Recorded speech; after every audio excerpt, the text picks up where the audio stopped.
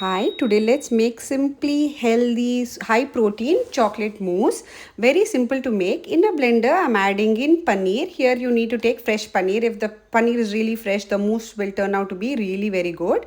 Now add in some milk. The measurement and ingredients are on the screen as well. So once the paneer and the milk is added, you can add in sweetener of your choice. Here I've added in honey. You can add dates or sugar, completely up to you.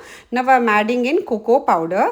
Once the cocoa powder is added, blend it into a smooth, creamy, velvety mixture like this. It should not be too thin, so just be careful when you add the milk. And then pour it into a container or a bowl where whichever you're wanting to serve. And then you need to refrigerate it at least for 5 hours so that the mousse will set really very well.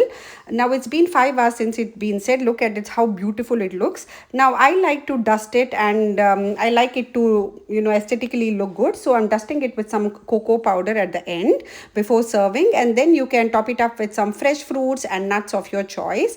If you like my recipe, don't forget to like, share and subscribe to my channel. If you have any guests coming home, and if you have that sweet tooth but can't compromise, try this recipe and let me know your feedback. Enjoy.